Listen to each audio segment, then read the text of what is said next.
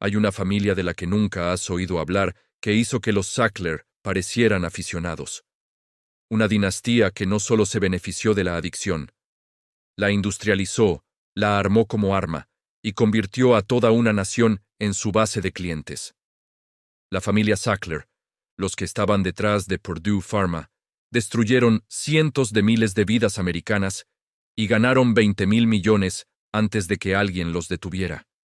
Pero un siglo antes de eso, otra familia hizo exactamente lo mismo a una escala 10 veces mayor.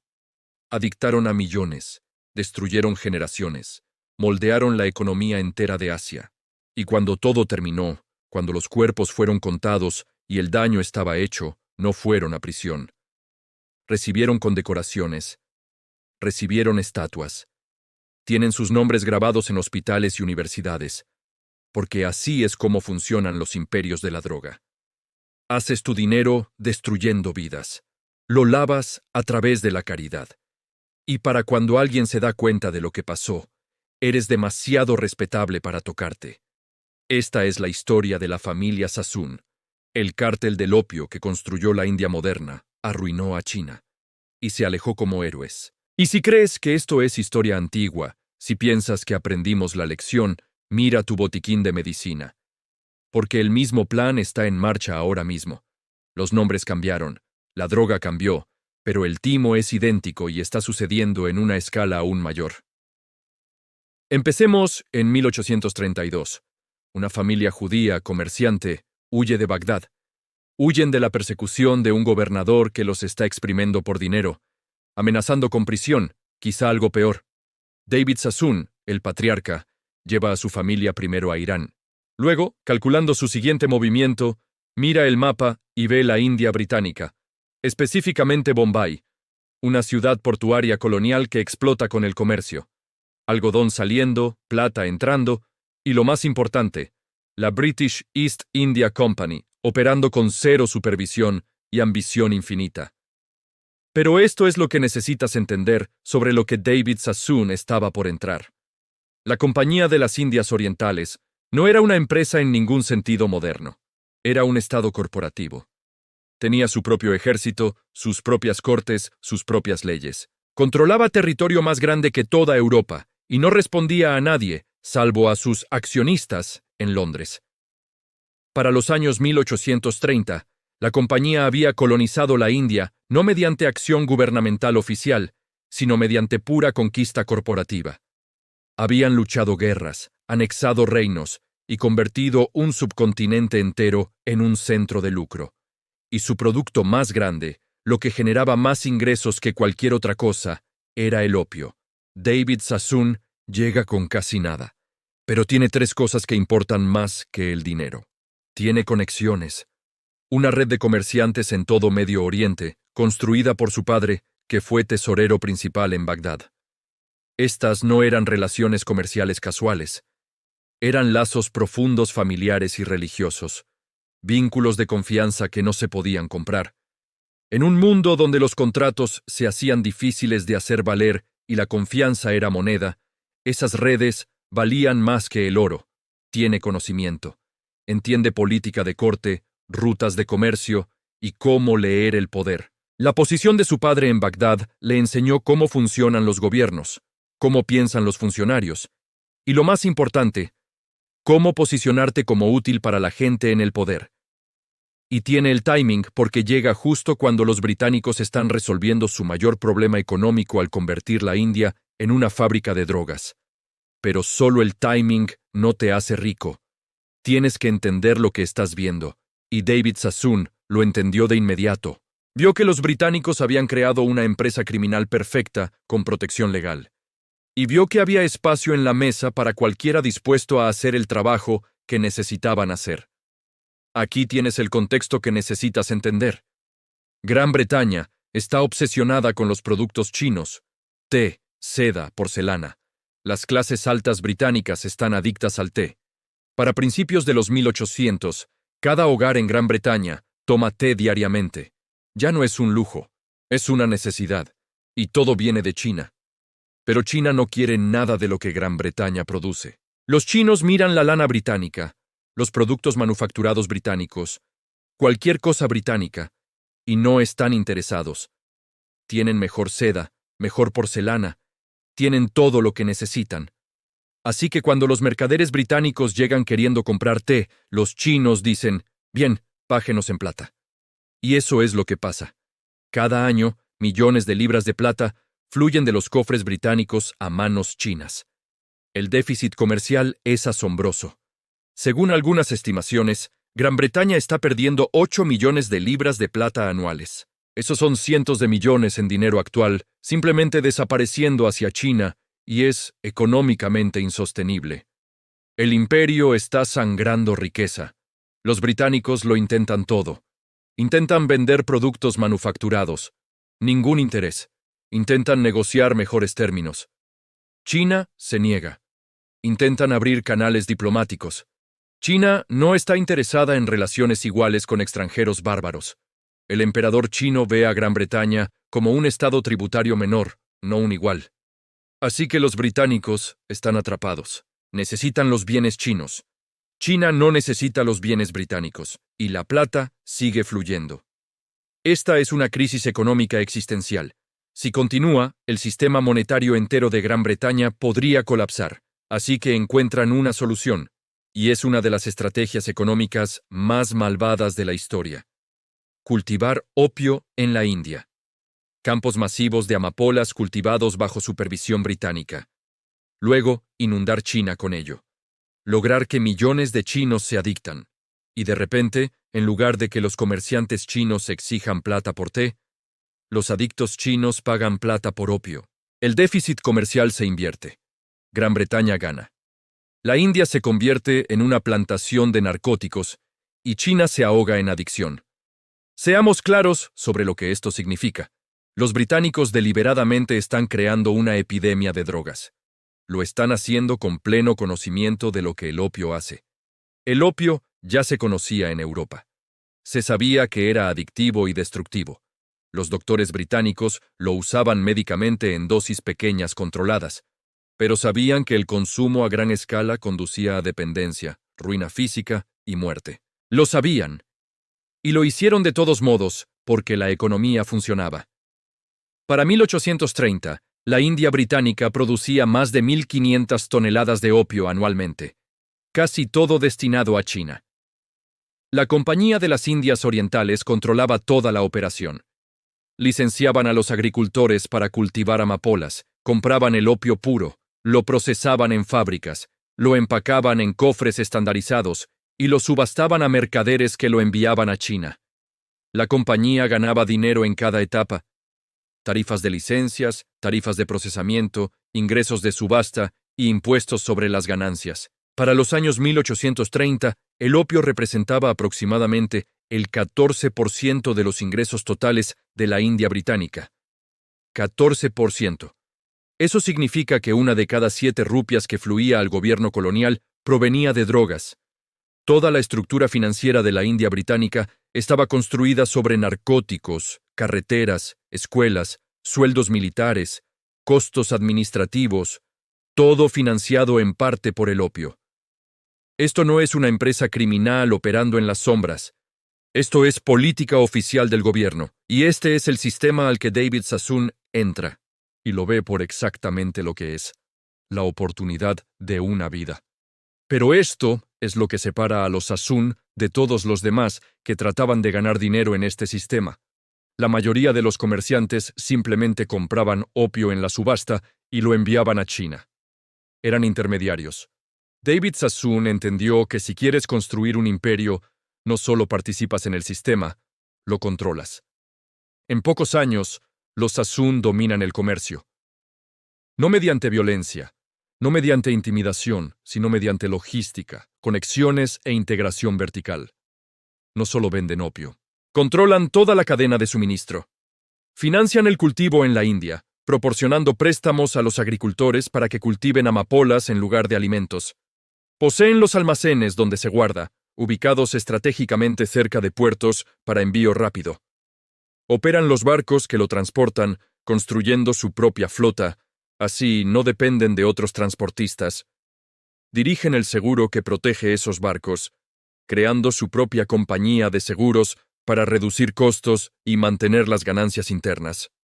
Tienen agentes en cada ciudad portuaria, desde Calcuta hasta Cantón, hombres que hablan los idiomas, entienden los mercados locales y pueden navegar tanto autoridades británicas como chinas. Y lo más importante, tienen el respaldo del gobierno británico. Porque los Sassoon no son rebeldes, no están luchando contra el sistema ni intentando subvertirlo. Son colaboradores, socios perfectos para un imperio que necesita a alguien que haga el trabajo sucio mientras ellos mantienen las manos oficialmente limpias. David Sassoon se posiciona como leal, confiable y útil. Cuando los funcionarios británicos necesitan algo hecho, los Sassoon lo hacen. Cuando se necesita capital para proyectos coloniales, los Sassoon lo proporcionan. Cuando el gobierno necesita a alguien de confianza para asuntos comerciales sensibles, los Sassoon se adelantan. Esta relación es simbiótica. Los británicos obtienen una clase mercantil que expande su comercio de opio sin implicación gubernamental directa. Los Sassoon obtienen protección, legitimidad legal y acceso al mercado más rentable del mundo. Es la alianza perfecta y enriquece muchísimo a ambos lados. Para 1836, la compañía Sassoon está enviando 30.000 cofres de opio a China cada año. Cada cofre pesa más de 120 libras. Haz la cuenta. Esos son 3.6 millones de libras de narcóticos refinados inundando puertos chinos anualmente. Y la escala sigue creciendo. Para 1840, 40.000 cofres. Para 1850, 50.000 cofres. Para finales de los años 50, 59.000 cofres. Esos son más de 7 millones de libras de opio cada año. Todo destinado a un solo destino: China. Ciudades costeras enteras colapsan en adicción. Familias son destruidas. Tienes padres fumándose hasta el olvido mientras sus hijos se mueren de hambre.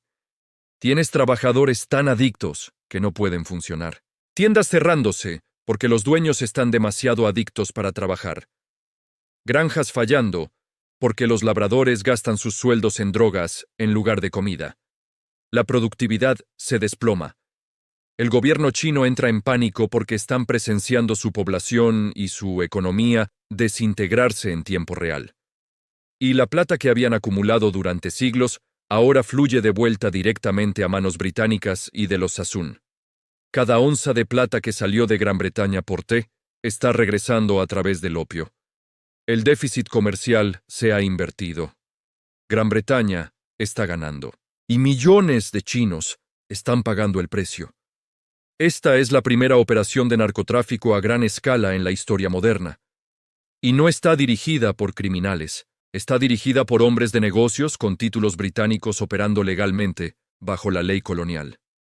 David Sassoon no está escondido en las sombras. Es celebrado en Bombay. Es un pilar de la comunidad. Está financiando sinagogas. Está donando a caridades. Construyendo escuelas. La población india lo ve como un benefactor generoso. Y los británicos lo ven como un caso de éxito. Prueba de que su sistema funciona. De que cualquiera que esté dispuesto a trabajar duro puede prosperar bajo el dominio colonial. Pero los chinos ven algo diferente. Ven su nación siendo destruida. Ven su gente esclavizada a una sustancia extranjera. Ven su plata desvanecerse y su economía colapsar. Y lo intentan detener. En 1839, un funcionario chino llamado Lin Sexu es nombrado por el emperador para acabar con el comercio de opio. Lin es incorruptible, es inteligente y está decidido. Llega a Cantón, el centro del comercio de opio, y actúa rápido. Rodea los almacenes de los mercaderes extranjeros. Exige que entreguen todo el opio que poseen, y cuando resisten, no retrocede. Confisca más de 1.400 toneladas de opio. 1.400 toneladas de mercaderes británicos, americanos y otros. Luego hace que sea destruido públicamente, mezclado con cal y sal y arrojado al océano. Es un acto simbólico. China está diciendo, ya basta. No permitiremos que mercaderes extranjeros envenenen a nuestra gente. Lin escribe una carta a la Queen Victoria. Es formal, es respetuosa, pero es devastadora. Pregunta cómo Gran Bretaña puede justificar moralmente vender una sustancia a China que está prohibida y controlada en Gran Bretaña mismo. Señala que la ley británica reconoce el opio como peligroso, que los doctores británicos rara vez lo recetan, que la sociedad británica limita su uso. Entonces, ¿por qué, se pregunta, Gran Bretaña está inundando China con él? ¿Por qué es aceptable envenenar a los chinos, pero no a los británicos? Es una pregunta razonable, una pregunta moral. Y la respuesta británica es declarar la guerra, no porque Lin rompiera ningún tratado. No había tratado. China estaba totalmente en su derecho de confiscar contrabando, pero porque destruir ese opio significaba destruir propiedad británica, y más importante aún, amenazaba todo el modelo económico. Si China podía prohibir el opio, si podían hacer cumplir esa prohibición, el déficit comercial se revertiría otra vez. La plata dejaría de fluir hacia Gran Bretaña. El imperio volvería a sangrar riqueza. Entonces Gran Bretaña envía cañoneros. La primera guerra del opio. 16 buques británicos contra un ejército chino que no había luchado una guerra naval en décadas. No es una pelea justa. Los barcos británicos tienen poder de fuego superior, mejores tácticas y tecnología de buques de vapor que les permite moverse sin depender del viento. Destruyen defensas costeras chinas, bloquean puertos, obligan a China a negociar y el tratado que acaba con la guerra. El Tratado de Nankín, en 1842, es uno de los acuerdos más desequilibrados de la historia. China tiene que pagar a Gran Bretaña 21 millones de dólares de plata por el opio destruido y los costos de guerra. China tiene que abrir 5 puertos al comercio británico, no solo Cantón. China tiene que ceder Hong Kong a Gran Bretaña perpetuamente. China tiene que conceder extraterritorialidad a ciudadanos británicos, lo que significa que no están sujetos a la ley china. Y en ningún lugar del tratado dice que el opio es legal. Pero no tiene que decirlo, porque al abrir puertos y conceder libre acceso a mercaderes británicos, el comercio de opio se vuelve imposible de detener. Las compuertas están abiertas y los Sassoon, que apoyaron a Gran Bretaña durante la guerra, que proveyeron barcos y suministros y apoyo financiero, son recompensados, obtienen acceso prioritario a los nuevos puertos, expanden sus operaciones, y el comercio de opio explota de 50.000 cofres en los años 40 a más de 70.000 en los años 50. Más de 8 millones de libras anuales. China está siendo sistemáticamente drogada, y los Sassoon están en el centro de ello. Pero se pone peor, porque China no acepta esto. Lo intentan de nuevo. En los años 50, funcionarios chinos intentan hacer cumplir leyes antiopio en los puertos de tratado, intentan arrestar traficantes, intentan confiscar envíos, y Gran Bretaña lo ve como una violación del tratado, así que lo hacen de nuevo. La Segunda Guerra del Opio, 1856 a 1860. Esta vez, Francia se une a Gran Bretaña. Los franceses quieren sus propias concesiones comerciales y ven una oportunidad. Juntos, fuerzas británicas y francesas destruyen defensas chinas, marchan hacia el interior y ocupan Pekín, quemando el viejo palacio de verano, uno de los logros arquitectónicos más bellos de la historia china, saqueando tesoros y destruyendo arte irreemplazable. Es aniquilación cultural. Y cuando China se rinde, el Tratado de Tientsin legaliza explícitamente el comercio de opio. Por primera vez, el opio es oficialmente permitido en China. Los Sassoon ya no tienen que esconderse, no tienen que sobornar oficiales o contrabandear envíos. Es legal, sancionado, protegido, y la fortuna de la familia explota. Para los años 50 y 60, los Sassoon están operando el mayor imperio mercantil privado en Asia. No solo envían opio. Se están moviendo hacia otras mercancías: algodón, té, seda. Están abriendo bancos, comprando bienes raíces, invirtiendo en ferrocarriles y líneas telegráficas. Cada rupia que ganan del opio se reinvierte en algo legítimo. Y este es el punto clave para entender cómo el dinero de las drogas se vuelve respetable. No solo lo escondes, lo inviertes. Construyes infraestructura, financiar industrias, empleas gente, te haces indispensable para la economía. Así que cuando alguien cuestione de dónde vino el dinero, Puedes señalar los empleos que creaste, los edificios que financiaste, los servicios que proporcionaste, y de pronto las drogas se convierten en una nota al pie, un detalle incómodo que la gente ignora educadamente. Ahora aquí es donde se pone más oscuro, porque David Sassoon y sus hijos no solo venden drogas, están construyendo legitimidad, están donando a caridades, están financiando escuelas y hospitales en Bombay, están construyendo bibliotecas y sinagogas. David Sassoon se convierte en un nombre familiar no por el opio, sino por la filantropía. En 1847, financia la biblioteca y sala de lectura David Sassoon en Bombay, que aún existe. En 1861, dona dinero para el muelle Sassoon, que se convierte en uno de los puertos comerciales más importantes de Bombay. Financia escuelas para niños judíos.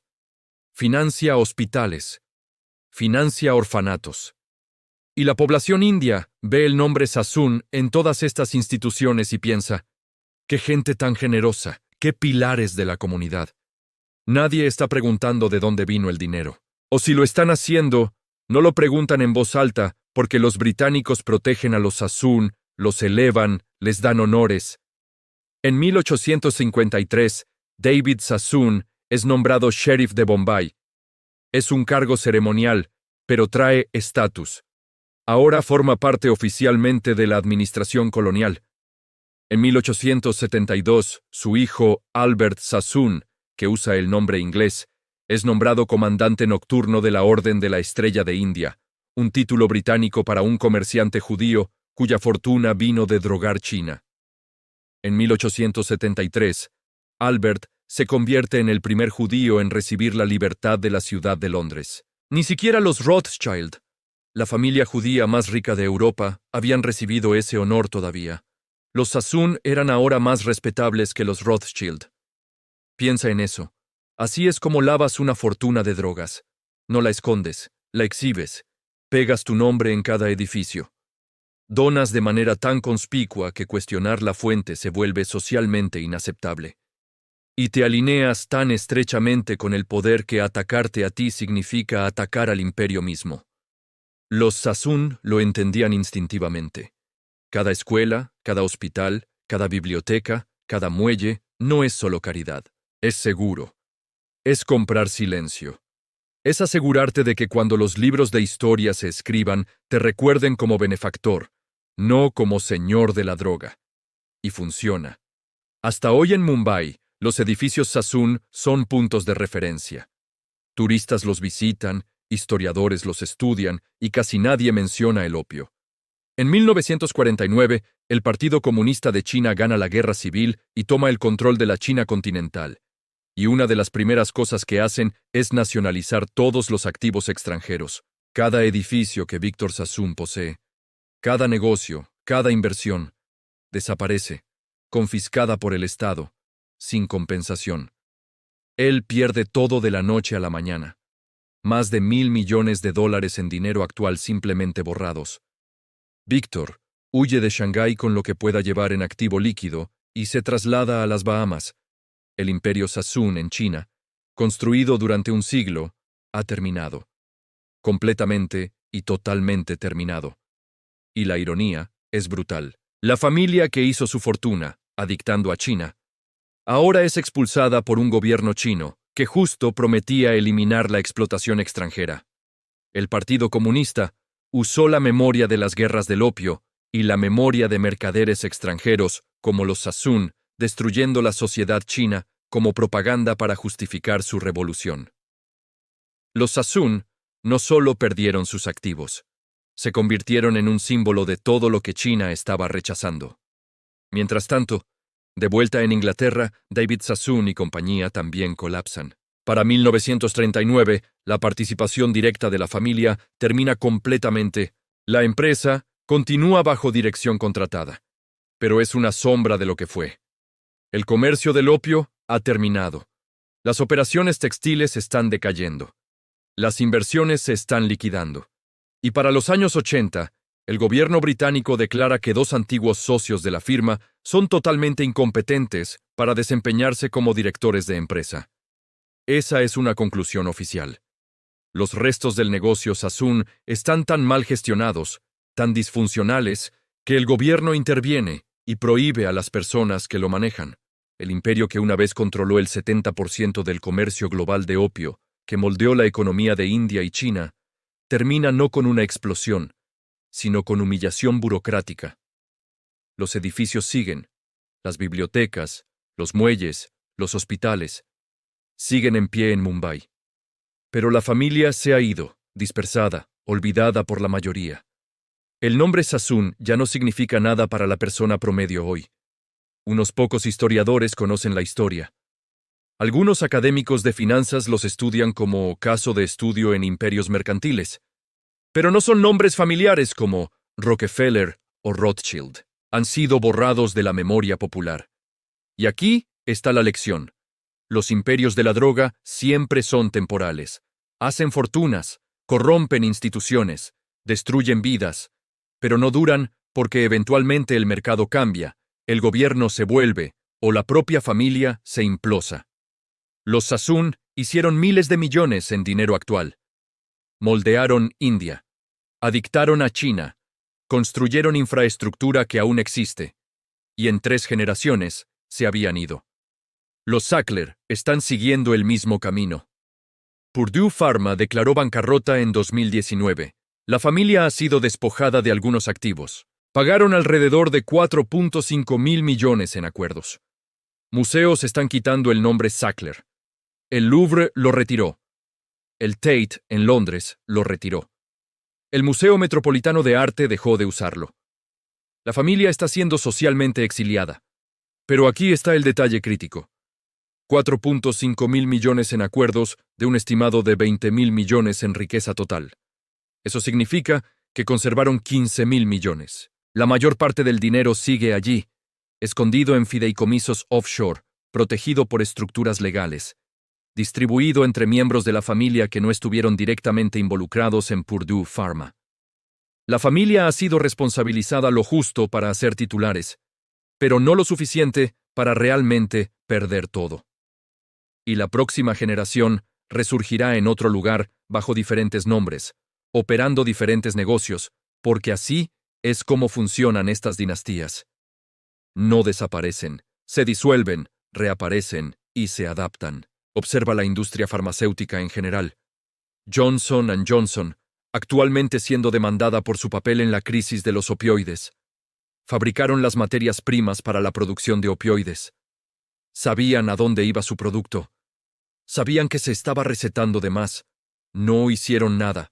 McKesson Corporation, AmerisourceBergen, Cardinal Health, las 3 grandes distribuidoras de medicamentos, enviaron miles de millones de píldoras de opioides a pueblos pequeños, mucho más de lo que cualquier necesidad médica legítima justificaría. Tenían datos que mostraban que farmacias pedían cantidades sospechosas. Enviaron de todas formas. Y todas estas compañías siguen operando, siguen siendo rentables. Han pagado multas, miles de millones en total, pero todavía están en el negocio porque el sistema las protege. La epidemia de opioides mató a más de 500,000 estadounidenses, y las compañías que la causaron pagaron una fracción de lo que ganaron y siguieron operando. Eso no es responsabilidad.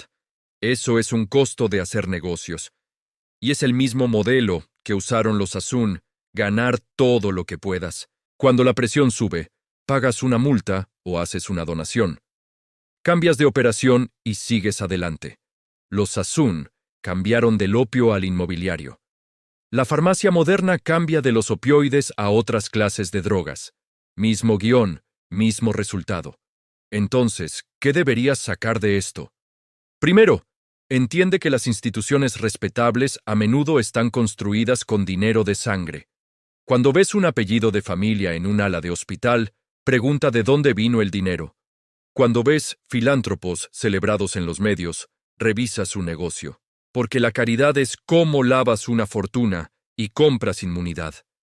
La biblioteca Sassoon en Mumbai es hermosa.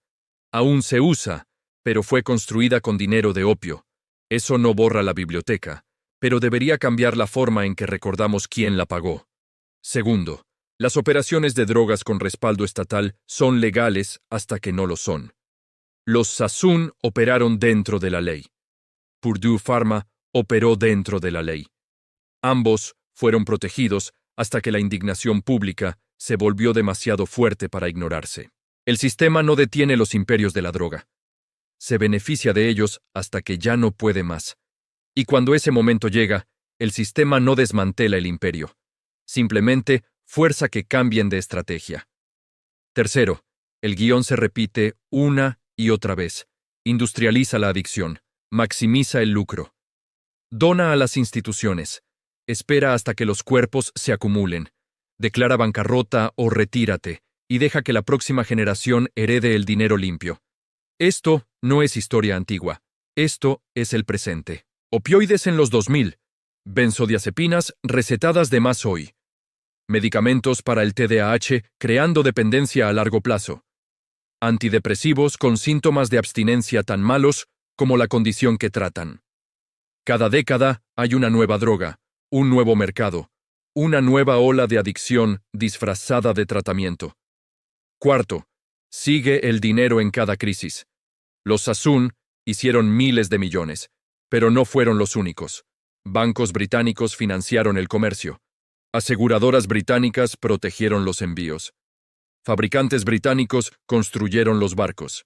Puertos británicos procesaron la carga. Funcionarios británicos recolectaron impuestos. Todo el imperio se benefició. Y lo mismo es cierto hoy. Los Sackler ganaron 20.000 millones con Purdue Pharma. Pero ¿cuánto ganaron las distribuidoras? ¿Cuánto ganaron las cadenas de farmacias? ¿Cuánto ganaron los doctores que recetaron de más con pagos y honorarios? ¿Cuánto ganaron los funcionarios de la FDA que aprobaron los medicamentos cuando dejaron el gobierno y se unieron a juntas farmacéuticas? La crisis de los opioides no fue solo Purdue, fue todo el complejo industrial médico. Cada nivel se benefició y cada nivel aún opera. Quinto, los sistemas médicos están construidos sobre sustancias que crean dependencia. Esto no es conspiración, es modelo de negocio. Los antidepresivos se recetan por años, a veces décadas. Los medicamentos para el TDAH crean pacientes de por vida que no pueden funcionar sin ellos. El manejo del dolor crea usuarios crónicos. Medicamentos para la diabetes se toman de por vida. Medicamentos para la presión arterial se toman de por vida. Medicamentos para el colesterol se toman de por vida. La medicina moderna ha pasado de curar enfermedades a gestionar condiciones crónicas. Y gestionar condiciones crónicas significa crear clientes permanentes que pagan mensualmente por el resto de sus vidas. Los Sassoon adictaron a China al opio. La medicina moderna lo llama tratamiento, pero la economía es idéntica. Crear dependencia, asegurar clientes repetidos, lucrar por décadas. La historia nos muestra que los imperios de la droga siguen un ciclo. Suben con respaldo estatal. Se lucran de la adicción masiva. Compran legitimidad mediante la filantropía. Se fracturan por conflicto interno o presión externa. Y se disuelven, dejando tras sí edificios con sus nombres y tumbas llenas de sus víctimas. Los Sassoon construyeron la Mumbai moderna. Financiaron infraestructura que millones de indios aún usan hoy. También destruyeron millones de vidas chinas. Ambas cosas son verdad. Y lo mismo se dirá de los imperios farmacéuticos de hoy. Financiaron investigación, construyeron hospitales, desarrollaron medicamentos que ayudaron a personas y también mataron a cientos de miles por avaricia y negligencia. Ambas cosas son verdad y la historia recordará ambas. Los Sassoon fueron llamados los Rothschild del Este. Un cumplido en su momento, una advertencia ahora, porque todo imperio construido sobre la adicción eventualmente colapsa. La única pregunta es cuánto daño hace antes de caer y si alguien será responsabilizado. La historia dice que no, los Sassoon no lo fueron. David Sassoon murió rico y respetado en 1864. Sus hijos heredaron títulos y fortunas. Albert Sassoon murió en 1896, caballero del Imperio Británico. Sus nombres están en edificios y en libros de historia, recordados principalmente por la filantropía, no por el opio. Los Sackler tampoco serán completamente responsabilizados. Pagaron acuerdos, pero conservaron la mayor parte del dinero. Han sido exiliados socialmente, pero siguen siendo multimillonarios. Y en 50 años, sus nietos estarán financiando nuevas instituciones, y la gente habrá olvidado los opioides, porque así funciona el tiempo. Entierra los cuerpos y pule la herencia. Y la próxima familia que dirige este timo ya está siendo celebrada como visionaria y filántropa. Están financiando investigación médica. Están dotando universidades. Están construyendo museos. Y en algún lugar de su portafolio está una droga, un tratamiento, un producto que está creando dependencia y extrayendo riqueza del sufrimiento humano. El truco es siempre el mismo: hacer dinero del sufrimiento humano, donar lo suficiente para comprar silencio, y esperar a que el tiempo convierta tus crímenes en historia. Para entonces, estás muerto. Tu familia es rica, y los edificios con tu nombre se convierten en monumentos a la generosidad, en lugar de memoriales a los cuerpos que dejaste atrás.